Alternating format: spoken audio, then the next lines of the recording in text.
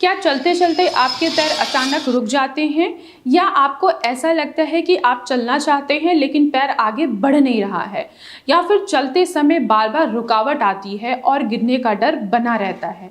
तो यह वीडियो आपके लिए बहुत ज़रूरी है, क्योंकि आज मैं आपको बताऊंगी कि फ्रीजिंग गेट क्या होता है और इसे काफ़ी हद तक कंट्रोल करने के लिए आपको किन बातों का ध्यान रखना चाहिए। हेलो एंड नमस्कार, मैं डॉक्टर कंचन सिंह भारत होम्योपैथी में आप सभी का स्वागत करती हूं और आशा करती हूं कि आप सभी अच्छे और स्वस्थ होंगे। सबसे पहले समझते हैं कि फ्रीजिंग गेट क्या होता है। पार्किंसन में कई पेशेंट को चलते समय ऐसा महसूस होता है कि उनके पैर जमीन पर चिपक गए हैं। ब्रेन चलने का सिग्नल देता है लेकिन पैर आगे नहीं बढ़ता है। कई बार पेशेंट बहुत छोटे छोटे कदम लेने लगता है या अचानक चलते चलते रुक जाता है।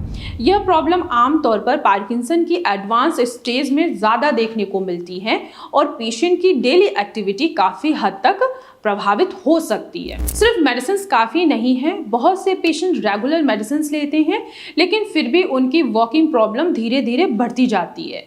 ऐसा इसलिए क्योंकि पार्किंसन सिर्फ ब्रेन की बीमारी नहीं, उसका असर पूरी बॉडी पर पड़ता है। इसलिए केवल मेडिसिन पर डिपेंड रहना कह सकते हैं कि पर्याप्त नहीं होता है। लाइफस्टाइल, एक्सरसाइज, अच्छी स्लीप और बैलेंस डाइट भी उतना ही ज़रूरी होता है। तो सबसे पहला और सबसे ज़रूरी कदम है डेली वॉकिंग। अगर आप घर के अंदर हैं या छत पर हैं पर अकेले वॉक करते हैं तो कई बार आपका मोटिवेशन कम हो जाता है और धीरे धीरे ये रूटीन टूट जाता है। लेकिन अगर आप पार्क में जाकर वॉक करते हैं, लोगों से मिलते हैं और बातचीत करते हैं तो आपका इंटरेस्ट भी बना रहता है और आप रेगुलर एक्सरसाइज कर पाते हैं। सुबह और शाम कम से कम 30 से 45 मिनट वॉक करने की आदत ज़रूर बनाइए। दूसरा है वॉकिंग के साथ साथ योगा। पार्किंसन पेशेंट के लिए बहुत हेल्पफुल होता है। अनुलोम विलोम, डीप ब्रीदिंग एक्सरसाइज और मेडिटेशन जैसी एक्टिविटी माइंड को शांत रखने और स्ट्रेस को कम करने में मदद करती है। जितना स्ट्रेस कम होगा, पेशेंट उतना ही बेहतर महसूस करेगा और कॉन्फिडेंस भी बढ़ेगा। तो और तीसरा आपको याद रखना है कि एक और बहुत ज़रूरी बात है कि खुद को अकेले ना रखें।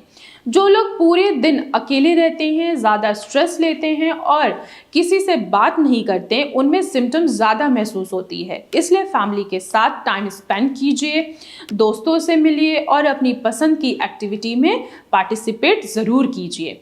चौथा ध्यान रखना है कि पार्किंसन पेशेंट में स्लीप की प्रॉब्लम काफ़ी कॉमन होती है।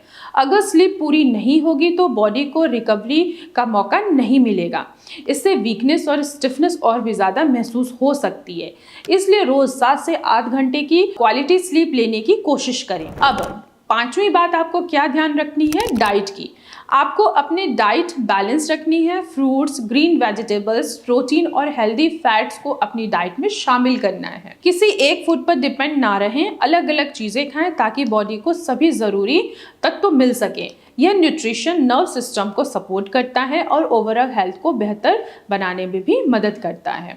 और अगर आपको या आपके परिवार में किसी को भी पार्किंसन की समस्या है और अभी तक रिकवरी नहीं मिली तो नीचे दिए गए नंबर पर कांटेक्ट करके अपनी रिपोर्ट मेरी टीम के साथ शेयर कर सकते हैं। मेरी टीम आपको फ्री गाइडेंस देगी और सही ट्रीटमेंट की जानकारी देगी। आज के वीडियो में बस इतना ही, फिर मैं मिलूंगी अपने नेक्स्ट वीडियो में। तब तक के लिए धन्यवाद।